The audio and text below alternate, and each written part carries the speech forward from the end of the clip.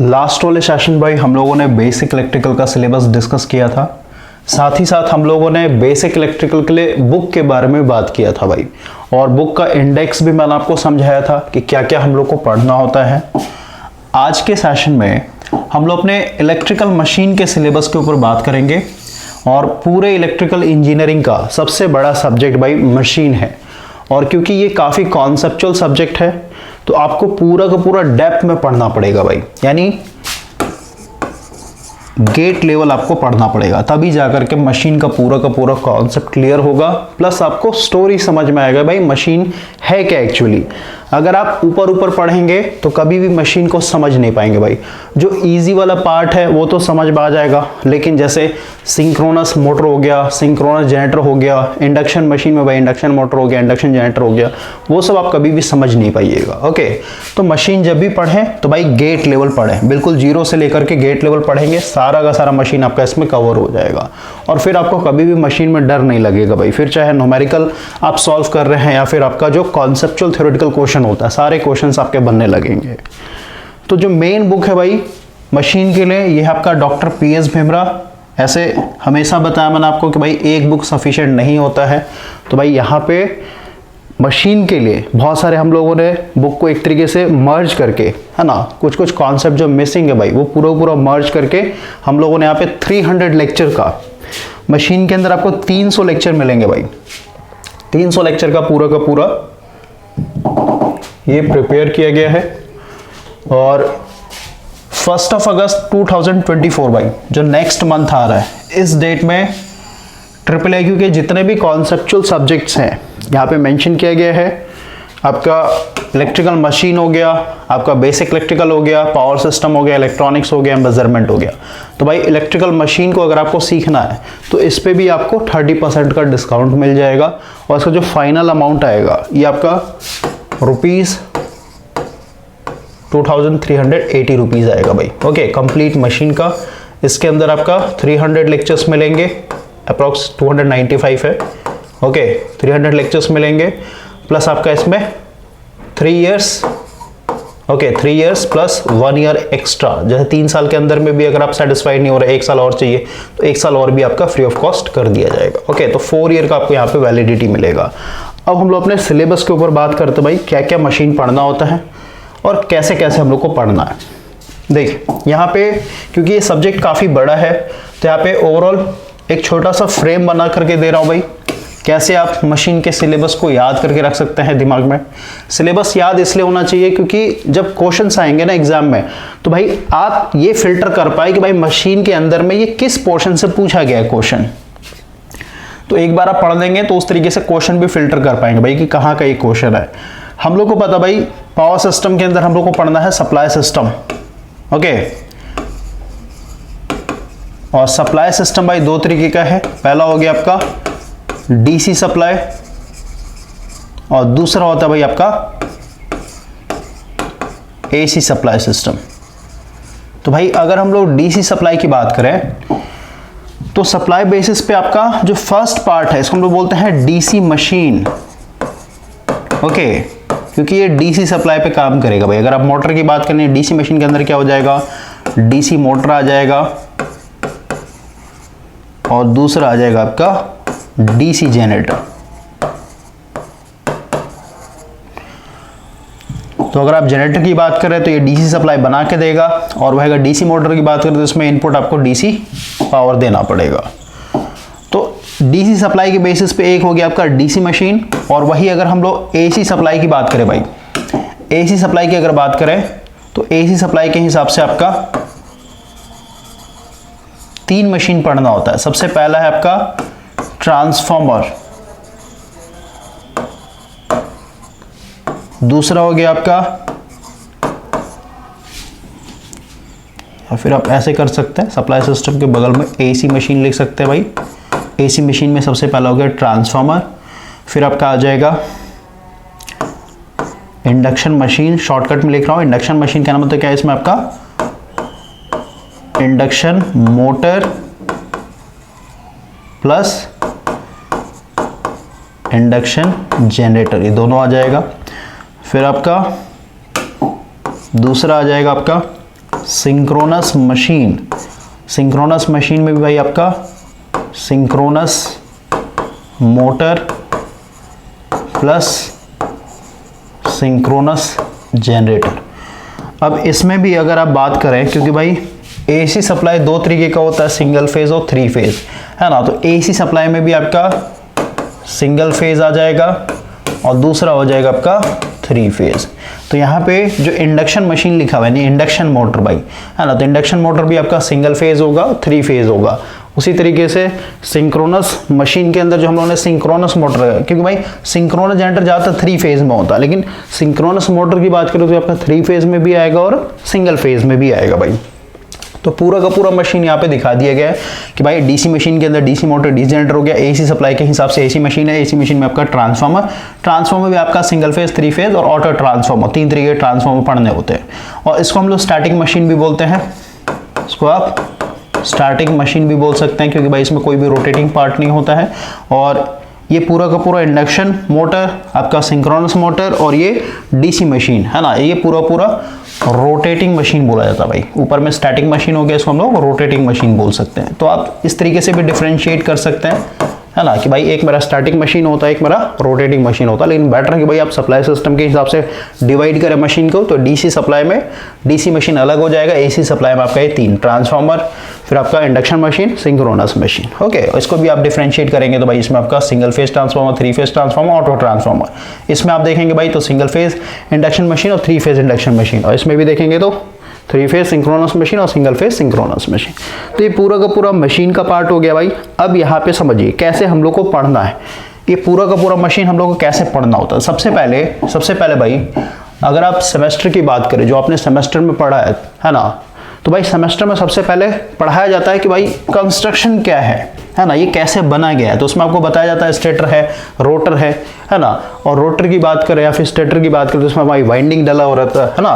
तो सबसे पहले हम लोग को कंस्ट्रक्शन पढ़ना। जब भी आप मशीन स्टार्ट करेंगे तो भाई हम लोग को सबसे पहले कंस्ट्रक्शन पढ़ना है।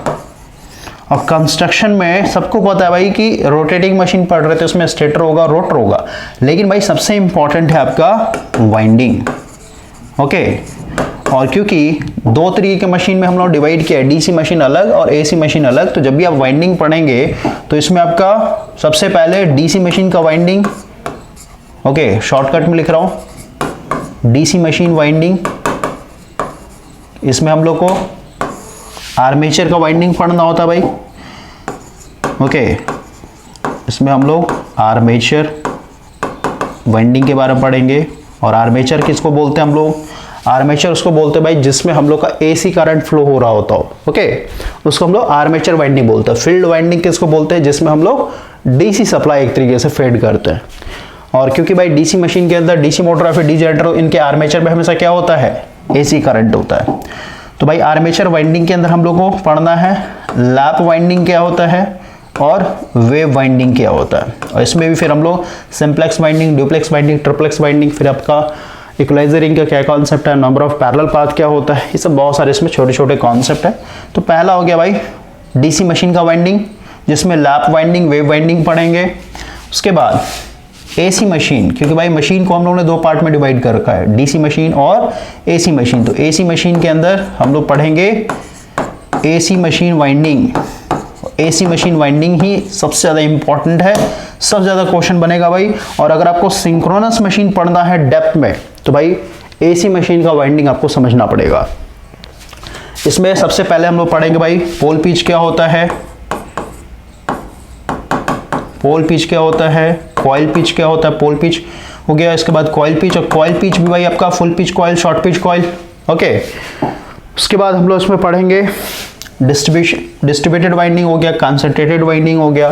फिर इसमें हम लोग बात करेंगे भाई कि three phase rotating magnetic field बनाने के लिए, है ना, क्योंकि भाई हम लोग को पता है थ्री फेज जो मशीन है वो सेल्फ स्टार्टेड होते हैं, है ना। जैसे मान लेते हैं इंडक्शन मोटर की बात करें तो सेल्फ स्टार्ट होता है भाई।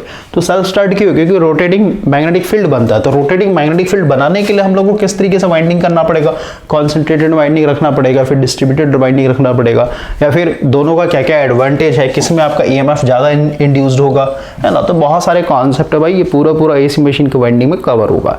तो ये मैंने आपको एक छोटा सा फ्रेम बना करके दिया है भाई पूरे मशीन को आप किस तरीके से दिमाग में रख सकते हैं। अब हम लोग यहाँ पे इसी चीज को बुक के साथ सिंक्रोनाइज होकर के देखेंगे भाई बुक में किस तरीके से आपका ये दिया जाता है। तो सबसे पहला है भाई ट्रांसफॉर्मर। आपने सेमेस्टर भी पढ़ा होगा, तो सेमेस्टर में भी सबसे पहले मशीन में ट्रांसफॉर्मर पढ़ाया जाता है। ओके, तो ट्रांसफॉर्मर भाई हम लोग को पता है इसका वर्किंग प्रिंसिपल क्या है, कांस्टेंट फ्लक्स के ऊपर ये काम करता है। कांस्टेंट फ्लक्स कहने का मतलब क्या भाई, ट्रांसफॉर्मर में आप सेकेंडरी साइड में कितना भी लोड लगा लीजिए, फ्लक्स जो रहता है वो रिमेन कांस्टेंट रहता है। कैसे, थोड़ा सा मैं समझा दे रहा हूँ, बाकी फिर हम लोग आगे बढ़ जाएंगे। हम लोग को पता है भाई ये प्राइमरी वाइंडिंग हो गया, इसमें आपने जैसी एक्साइटेशन दिया, मान लेते इधर आपका सेकेंडरी में कोई भी लोड नहीं लगा हुआ है, तो भाई यहाँ पे आपका एक्साइटिंग करंट फ्लो होगा, तो यहाँ पे आपका फ्लक्स सेटअप होगा, है ना, और ये फ्लक्स इस तरीके से फ्लो होगा। ओके, ये फ्लक्स फ्लो हो रहा है, और ये क्योंकि टाइम वेयरिंग है भाई सेकेंडरी के साथ लिंक करेगा, सेकेंडरी के साथ लिंक करेगा, लेकिन यहाँ पे कोई लोड नहीं, ओपन सर्किट है, तो सीधी सी बात है यहाँ पे ईएमएफ तो इंड्यूस्ड होगा, लेकिन भाई कोई भी करंट फ्लो नहीं होगा क्योंकि ये ओपन है। ओके, तो ये मेन फ्लक्स मेरा क्या हो रहा है, एक तरीके से फ्लो कर रहा है, और यहाँ पे मेरा मेन वोल्टेज है VS मान लेते हैं। ओके, फिर VT मान लेते हैं, तो भाई यहाँ पे हम लोग का ऑटोमेटिक क्या हो जाएगा, है ना, ये इंडक्टर है ना भाई, तो इंडक्टर क्या करेगा, यहाँ पे अपना एक EMF इंड्यूस्ड करवा लेगा E1। शॉर्टकट में समझा रहा हूँ। अब देखिए जैसे आप यहाँ पे लोड लगाएंगे, मान लेते हैं यहाँ पे कोई लोड लग गया भाई, है ना, तो लोड लगाते सर्किट कंप्लीट हो गया, सर्किट कंप्लीट होते ही क्या हो जाएगा, इसमें करंट फ्लो होगा I2, लेकिन I2 इस तरीके से फ्लो होगा कि भाई ये जो मेन फ्लक्स है आपका, इस मेन फ्लक्स को अपोज करे, है ना, लेंस लॉ के हिसाब से। तो भाई मेन फ्लक्स को अपोज करने के लिए भाई इसमें जो करंट फ्लो होना चाहिए इस तरीके से फ्लो होना चाहिए, तभी तो इसका मैग्नेटिक फील्ड ऊपर तरफ बनेगा। ओके, तो यहाँ पे आप मैग्नेटिक फील्ड दिखा सकते हैं φ2, और φ2 क्या करेगा, φ1 को अपोज करेगा, इसको φ1 मान लेते हैं मेन फ्लक्स को। अब आप समझिए कि भाई जैसे ही हम लोग का ये φ2 आया, φ2 ने क्या किया, φ1 को अपोज किया, अब φ1 जैसे ही यहाँ पे कम हुआ, क्योंकि यहाँ पे फ्लक्स कम हो चुका है ना भाई, तो यहाँ पे जो E1 है, क्योंकि E1 क्या होता है, जो EMF इंड्यूस्ड हो रहा था किसके प्रोपोर्शनल होगा, यहाँ पे जो फ्लक्स चेंज हो रहा था, है ना, d∅dt के ऊपर φ1 मान लेते हैं, क्योंकि φ1 आपका ऑटोमेटिक कम हो चुका है, क्योंकि भाई φ2 ने इसको कम कर दिया है, तो भाई ये मेरा कम हो चुका है, इसका मैग्नीट्यूड कम हो चुका, तो सीधी सी बात है E1 मेरा कम हो जाएगा, और E1 अगर मेरा कम हो जाएगा तो सीधी सी बात है VT और यहाँ पे जो E1 है इनके बीच में वोल्टेज डिफरेंस बढ़ गया ना, क्योंकि भाई पहले से E1 मेरा क्या होगा, नो लोड पे E1 जो है अप्रोक्सीमेटली बराबर होगा E1 के, लेकिन भाई इस बार क्या हो गया, क्योंकि E1 मेरा कम हो चुका, E1 कम हो चुका, तो सीधी सी बात है सप्लाई वोल्टेज E1 में वोल्टेज डिफरेंस ज्यादा हो चुका है, वोल्टेज डिफरेंस ज्यादा हो चुका है, तो क्या इधर से करंट मेरा ज्यादा बहेगा, इस बार करंट ज्यादा बहेगा। इसका मतलब क्या हुआ कि भाई इसको अगर आप और दिखाते हैं तो ऐसे आप दिखा सकते हैं भाई। ओके, इधर से जो करंट आ रहा है भाई मेरा दो पार्ट में टूटेगा, इधर मेरा हो जाएगा एक्साइटिंग करंट I0 बोलते हैं इसको, और इधर हो जाएगा आपका I1 डैश। ओके, तो I1 डैश एक्स्ट्रा ऑन लगता है, तो ये क्या करेगा, आपके यहाँ पे जो कम हुआ है ना, उसको एक तरीके से कम कर दें। ओवरऑल जो है आपका फ्लक्स जो होगा भाई ये कांस्टेंट रहता है। तो इस प्रिंसिपल पे आपका ट्रांसफार्मर काम करता है। ट्रांसफार्मर जब आप पढ़ेंगे भाई वहाँ पे आपको डेप्थ में समझाया गया है। तो ट्रांसफार्मर में भी सबसे पहले हम लोग को आइडियल ट्रांसफार्मर पढ़ना होता है ना, क्योंकि आइडियल ट्रांसफार्मर कोई लॉसेस नहीं भाई। तो उस ट्रांसफार्मर को समझना एक नए स्टूडेंट के लिए, जो फ्रेशर है भाई, जिनको कोई भी आइडिया नहीं है, वो इजी होता है भाई। तो जब भी आप मशीन पढ़ेंगे, फिर चाहे ट्रांसफार्मर हो, डीसी मशीन हो या फिर आपका एसी मशीन हो, ज़्यादातर केसेस में आपको आइडियल के बारे में पहले पढ़ाया जाता है, क्योंकि आइडियल इजी होता है समझने के लिए। एक बार आपने आइडियल चीज़ समझ लिया तो भाई प्रैक्टिकल ट्रांसफार्मर आपको ईजी लगने लगता है। तो ये सारे के सारे जितने भी आप हेडिंग डाले हो भाई, सारा का सारा आपका कवर रहेगा इसमें। ओके, ये ट्रांसफार्मर हो गया। दूसरा आपका भाई, क्योंकि ये ट्रांसफार्मर स्टैटिक मशीन था तो इसने सबसे पहले कवर करवा दिया स्टैटिक मशीन आपका, ठीक है। अब आते हैं हम लोग, क्योंकि अब जो है मेरा रोटेटिंग मशीन स्टार्ट होगा, यहां से मेरा रोटेटिंग मशीन स्टार्ट हो रहा है। तो रोटेटिंग मशीन मतलब क्या, इसमें भाई आपका दो ही चीज आता है, मोटर और दूसरा आपका जनरेटर। अब हम लोग को पता है भाई कि अगर हम लोग जनरेटर की बात करें फिर मोटर की बात करें, किसी मशीन की बात कर लेते हैं, मान लेते हैं मेरा मोटर। ओके, यहां से हम लोगों ने इनपुट दिया, अब मोटर है तो भाई इनपुट हम लोग क्या देंगे, इलेक्ट्रिकल एनर्जी देंगे। इस चीज को समझिए। और इधर मुझे क्या मिलेगा, मैकेनिकल एनर्जी। ओके तो भाई आप समझिए भाई, जो इलेक्ट्रिकल एनर्जी दिया तो इसके अंदर क्या ऐसा हो रहा है, इसको हम लोग ब्लैक बॉक्स बोल रहे हैं अभी, क्योंकि इसके बारे में हम लोग को नहीं पता है। अभी मान लेते कोई फ्रेशर है, कोई नया बंदा है, तो भाई उसको थोड़ा ना पता है कि भाई इस मोटर के अंदर क्या होता है एक्चुअली। तो ये ब्लैक बॉक्स की तरह एक्ट कर रहा है। ओके ब्लैक बॉक्स की तरह मतलब क्या है कि भाई इनपुट जो भी दे रहे हैं उससे हम लोग को आउटपुट क्या मिल रहा है, सिर्फ और सिर्फ इनपुट आउटपुट देखना होता है अगर आप इसको ब्लैक बॉक्स कंसिडर कर रहे हैं। लेकिन क्योंकि हम लोग इलेक्ट्रिकल स्टूडेंट है भाई, तो हम लोग को अब समझना होगा कि भाई इस ब्लैक बॉक्स के अंदर चल क्या रहा है। तो ब्लैक बॉक्स के अंदर है ना, हम लोग को पता है भाई मोटर का, अगर आप जैसे हमारे डीसी मोटर की बात कर लेते हैं भाई, इसके अंदर होता क्या एक्चुअली, हम लोग को पता है कि भाई इसमें हम लोग का एक फील्ड है, नॉर्थ पोल साउथ पोल दिखा दिया, और इधर सप्लाई दे, तो इसका जो आर्मेचर होगा भाई, इस आर्मेचर में हम लोग क्या कर रहे हैं, एक तरीके से करंट फेड कर रहे हैं, और यहाँ पे आपका कम्यूटेटर लगा होता है। तो डीसी जैसे आपका डीसी सप्लाई यानी डीसी करंट कम्यूटेटर से जाएगा तो इसमें क्या हो जाएगा, एसी बन जाएगा। ठीक है, तो अब देखिए भाई कि इस ब्लैक बॉक्स के अंदर है क्या एक्चुअली, तो दो फील्ड है, एक फील्ड के यानी एक मेरा main field north pole south pole के चलते, और जो हम लोगों ने एक और करंट दिया आर्मेचर के अंदर, है ना, ये भी क्योंकि भाई करंट है तो ये भी अपना क्या करेगा, मैग्नेटिक फील्ड बनाएगा। कहीं पे भी करंट फ्लो रहा है भाई तो वो अपना खुद का मैग्नेटिक फील्ड बनाएगा ना, दो मैग्नेटिक फील्ड होते हैं भाई, तो दोनों आपस में इंटरेक्ट करते हैं। इंटरेक्शन के कारण क्या होता है, यहाँ पे इंटरेक्शन इलेक्ट्रोमैग्नेटिक इंटरेक्शन टॉर्क बनता है।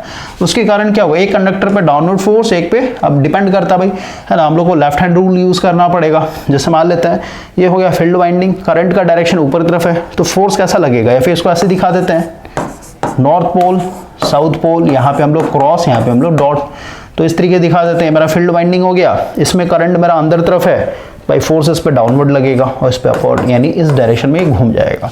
तो यहाँ पे आप देख रहे हैं दो मैग्नेटिक फील्ड आपस में इंटरेक्ट करके यहाँ पे टॉर्क पैदा करता है। यही टॉर्क क्या करता है, आपके रोटर को घुमाता है भाई, और रोटर घूम गया ऐसा मतलब क्या, हम लोग यहाँ पे मैकेनिकल एनर्जी या फिर मैकेनिकल पावर आउटपुट में देखने को मिलेगा, क्योंकि शाफ्ट घूमना स्टार्ट हो चुका है। तो ये ब्लैक बॉक्स के अंदर चलता है भाई।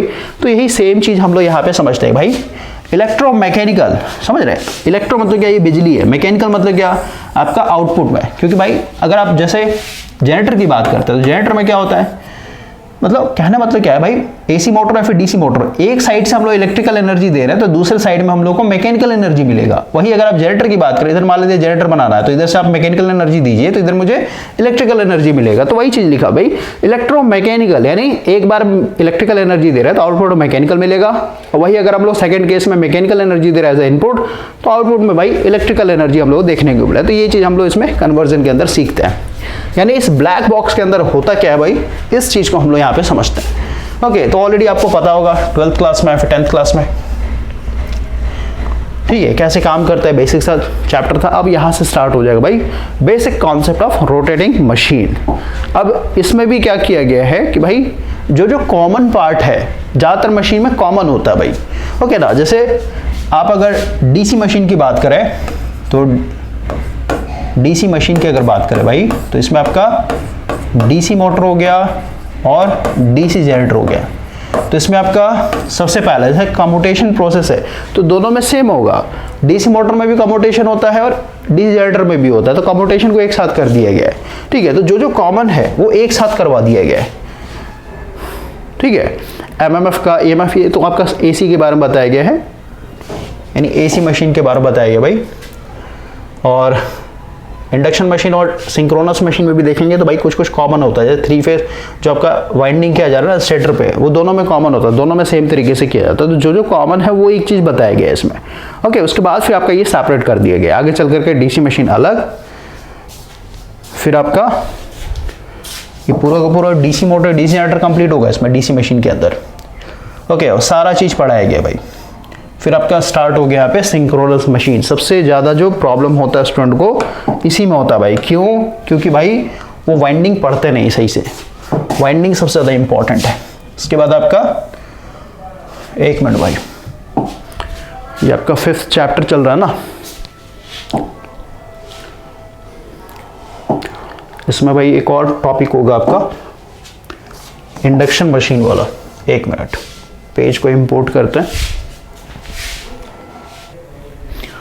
देखिए, ये आपका पूरा का पूरा सिंक्रोनस मशीन हो गया और यही सबसे बड़ा चैप्टर है भाई। ठीक है, सिंक्रोनस मशीन और आपका फिर इंडक्शन मशीन।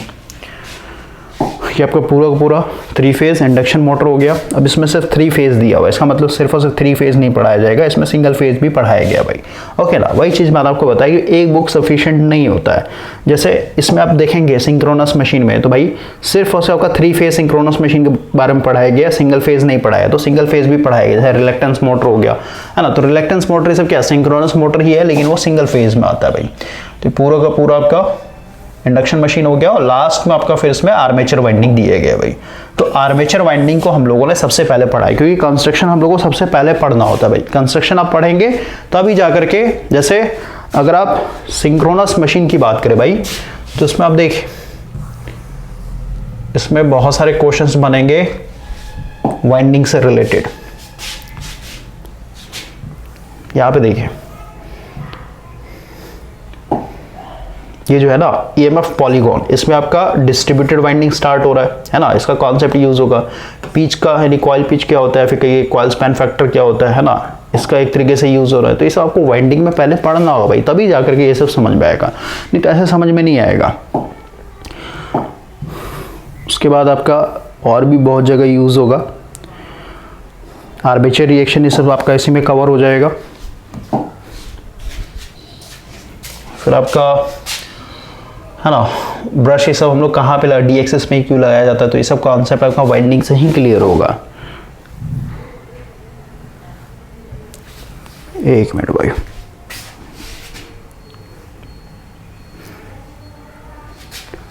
यहाँ पे देखिए ये जो हम लोगों ने वोल्टेज रेगुलेशन एक तरीके से निकाला है ना, तो वोल्टेज रेगुलेशन में भी भाई आपका पूरा का पूरा यूज होगा वाइंडिंग का कॉन्सेप्ट। तो वाइंडिंग इंपॉर्टेंट है भाई, इसलिए वाइंडिंग सबसे पहले पढ़ना हम लोग को। उसके बाद फिर हम लोग स्टार्ट करते हैं एक एक करके डीसी मशीन, फिर आपका एसी मशीन में सिंक्रोनस मशीन, फिर आपका इंडक्शन मशीन, और फिर लास्ट में हम लोग को पढ़ना होता है single phase. Single phase induction motor हो गया और सिंगल फेज सिंक्रोनस मोटर हो गया, सबसे लास्ट में पढ़ना होता है। 3 फेज पढ़ने के बाद हम लोग को पढ़ना है, तो वो भी आपका इसमें कवर करवाया गया। तो पूरा का पूरा बुक पढ़ाया गया भाई, और ये पूरा का पूरा बुक गेट लेवल के हिसाब से डिजाइन किया गया है। तो गेट से नीचे में जो भी आप एग्जाम दे रहे हैं, एई का या फिर जेई का भाई, है ना, वो सारा का सारा आपका एक तरीके से कवर हो जाएगा। तो आज के सेशन भाई हम लोगों ने मशीन का भी सिलेबस कंप्लीट कर लिया है, बेसिक इलेक्ट्रिकल भी आपको ऑलरेडी बता दिया गया है। नेक्स्ट सेशन में हम लोग पावर सिस्टम के ऊपर बात करेंगे। और इलेक्ट्रिकल मशीन में भाई आपका 2 पार्ट रहेगा, ये तो आपका कॉन्सेप्चुअल पार्ट हो गया, दूसरा रहेगा भाई आपका एमसीक्यूज। क्योंकि भाई अगर आप जेई के लिए प्रिपरेशन कर रहे हैं तो एट द एंड आपको एग्जाम में एमसीक्यूज क्वेश्चन मिलेंगे सॉल्व करने के लिए, तो प्रैक्टिस करना बहुत ज़्यादा जरूरी है भाई। तो एमसीक्यूज के लिए अगेन हम लोग का जो वी के मेहता वाला बुक है, ओके, वी के मेहता, और इसमें आपका चैप्टर 17 से लेकर के 23 तक, इसमें आपका पूरा आपका DC motor, DC generator, transformer, फिर आपका 3 phase induction motor, single phase motor, फिर आपका सिंक्रोनस मोटर, सिंक्रोनस जनरेटर, ये सारे के सारे कवर हो जाएंगे इसके अंदर। तो इसमें करीब आपका 945 एमसीक्यूज क्वेश्चन करवाए गए हैं, और ज़्यादातर क्वेश्चन जो है न्यूमेरिकल बेस्ड है भाई। तो न्यूमेरिकल कर लेते हैं तो थ्योरेटिकल क्वेश्चन में जान जरा सा भी नहीं बचता है। तो फर्स्ट पार्ट आपका कॉन्सेप्ट रहेगा, दूसरा रहेगा आपका भाई एमसीक्यूज। तो एमसीक्यूज के लिए आपका जो फी रहेगा ₹450 आएगा। ओके, ये 2380 रुपये जो है कॉन्सेप्चुअल का हो गया, और ये 450 रुपये जो है आपका एमसीक्यूज के लिए हो गया। तो टोटल देखिए भाई, तो पार्ट ए जो है आपका कॉन्सेप्ट रहेगा, पार्ट बी आपका एमसीक्यूज, और नंबर ऑफ क्वेश्चंस यानी नंबर ऑफ लेक्चर्स की बात करें भाई टोटल, तो 300 तो आपका सिर्फ और सिर्फ कॉन्सेप्चुअल वाले में है, और एमसीक्यूज में आप मान के चले भाई इसमें करीब आपका 80 लेक्चर कवर होगा, 80 लेक्चर्स। ओके, तब जाकर के पूरा पूरा मशीन बनेगा। और मशीन समझ लिया आपने तो भाई मेजरमेंट के अंदर, इंस्ट्रूमेंट एंड मेजरमेंट के अंदर जरा सा भी दिक्कत नहीं होगा, क्योंकि भाई मेजरमेंट के अंदर जो हम लोग डिफ्लेक्टिंग टॉर्क एक तरीके से लेकर के आ रहा है, वो भी क्या है, जैसे अगर पहला जो आपका मशीन होता है भाई, यानी इंस्ट्रूमेंट पढ़ना होता है, permanent magnet moving coil instrument. तो भाई इसका जो वर्किंग प्रिंसिपल है, जो डिफ्लेक्टिंग टॉर्क आ रहा है ना, ये किस प्रिंसिपल पे आ रहा है, डीसी मोटर के प्रिंसिपल पे आता है एक तरीके से। तो डीसी मोटर अगर आपने पहले से पढ़ा हुआ है तो परमानेंट मैग्नेट मूविंग कॉइल के अंदर है जो डिफ्लेक्टिंग टॉर्क आ रहा है भाई, ये कहाँ से आता है, तो इस पर आपको स्ट्रगल ही नहीं करना पड़ेगा ना। तो वही चीज़ है कि भाई एक एक चीज़ जो है ना दूसरे सब्जेक्ट से कनेक्टेड है भाई, चेन सिस्टम चलता है, इसका उसमें उसका उसमें, इसलिए सीक्वेंस इंपॉर्टेंट है। सबसे पहले अगर आप फ्रेशर हैं, सबसे पहले आपको पढ़ना है बेसिक इलेक्ट्रिकल, और बेसिक इलेक्ट्रिकल में भी सबसे पहले आपका पूरा इलेक्ट्रिक फील्ड खत्म होना चाहिए और मैग्नेटिक फील्ड खत्म होना चाहिए।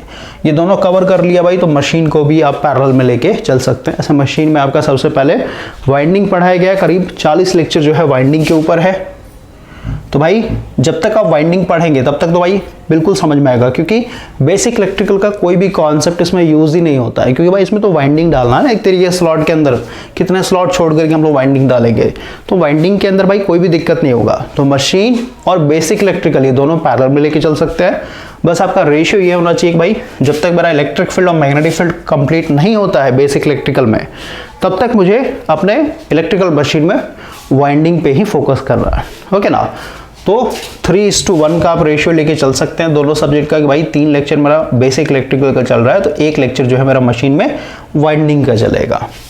और जब आपका मशीन और बेसिक इलेक्ट्रिकल कंप्लीट हो जाए तब जाके आपको पावर सिस्टम पढ़ना भाई, क्योंकि पावर सिस्टम में हर जगह जो है आपका सिंक्रोनस जनरेटर का कॉन्सेप्ट यूज होगा, बार बार सिंक्रोनस जनरेटर आएगा भाई। ओके, और स्विच गियर एंड प्रोटेक्शन में तो भाई पूरा का पूरा कॉन्सेप्ट क्रिस्टल क्लियर होना चाहिए सिंक्रोनस जनरेटर के लिए, तभी आपका switch gear and protection clear होगा। तो आज का सेशन भाई इलेक्ट्रिकल मशीन का था, और ये ऑफर सिर्फ और सिर्फ 24 आवर्स के लिए वैलिड रहेगा, ये ध्यान देना है आपको। और ये क्रैश कोर्स नहीं है भाई, और ये कोई एक पर्टिकुलर वैकेंसी के हिसाब से आपका ये नहीं बताया गया है।